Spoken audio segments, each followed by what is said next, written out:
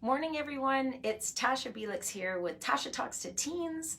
I'm a registered psychologist in Calgary, Alberta, and most definitely someone that is an advocate for youth mental health. And I have to just be honest about some of the requests and reach outs that I've had from clients and people that I haven't seen in a long, long time.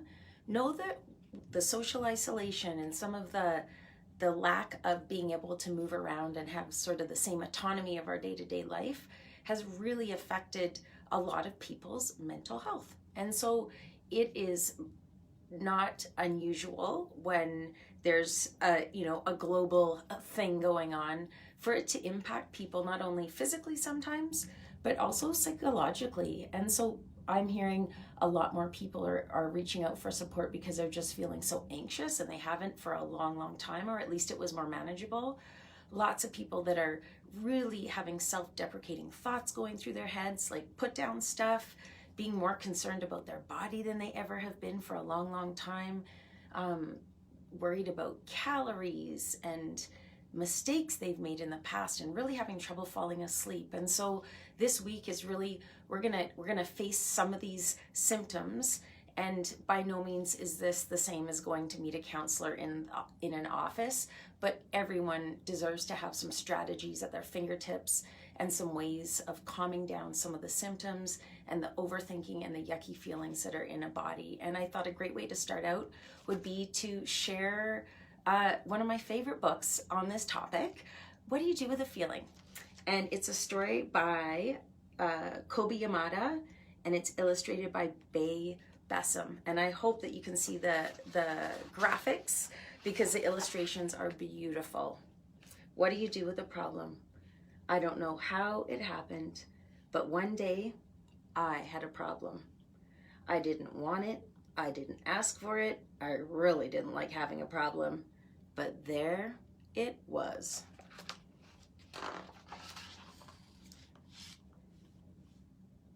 Why is it here? What does it want? What do you do with a problem, I thought. I wanted to make it go away. I shooed it. I scowled at it. I tried ignoring it, but nothing worked. I started to worry about my problem. What if it swallows me up? What if my problem sneaks up and it gets me?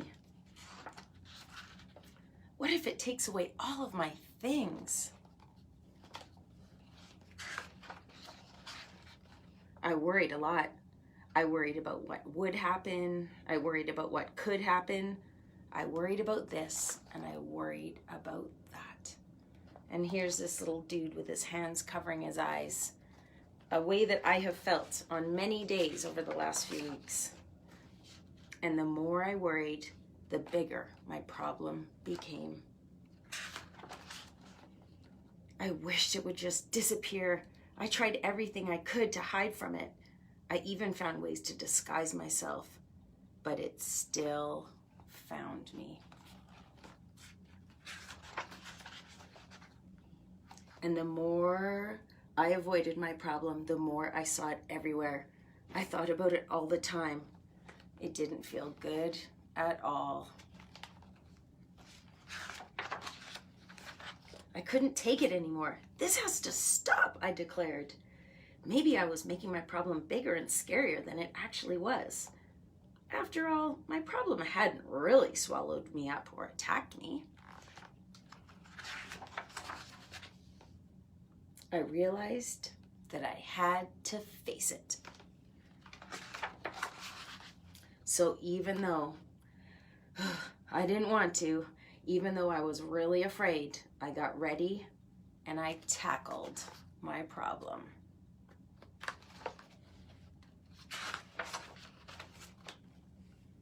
When I got face to face with it, I discovered something.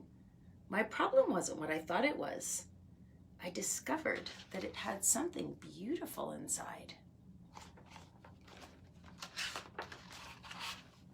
My problem held an opportunity. It was an opportunity for me to learn and to grow to be brave, and to do something. It showed me that it was important to look closely because some opportunities only come once. So now I see problems differently. I'm not afraid of them anymore because I know their secret.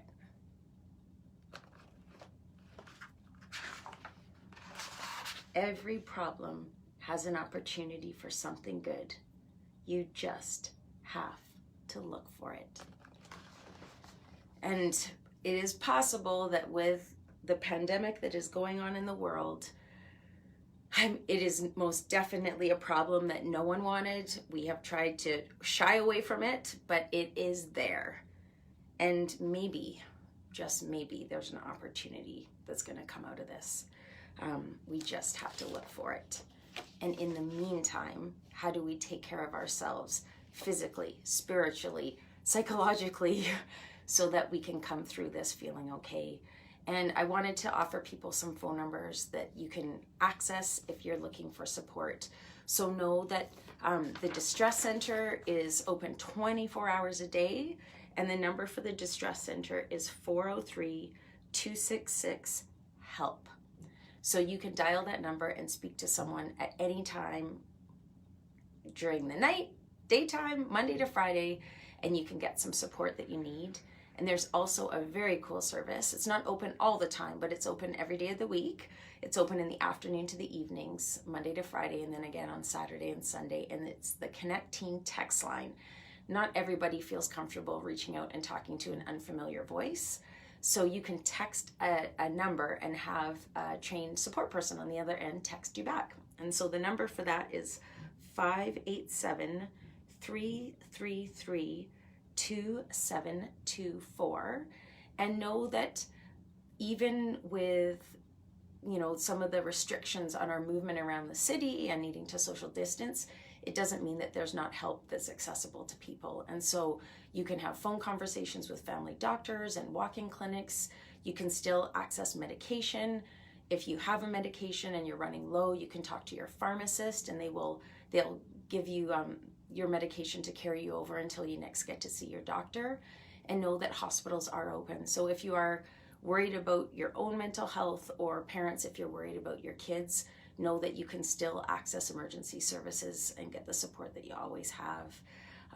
This week, I'm really excited to do things that are going to be at our fingertips that we can use that will help each of us if we notice some symptoms popping up, whether it's deeply lonely or feeling anxious or just feeling tired, whatever it might be, so that the problem doesn't feel like it's getting bigger, but it feels like we can do some things in the moment to kind of manage it. I look forward to seeing you here tomorrow morning. Until then, remember to breathe and be well. Bye for now.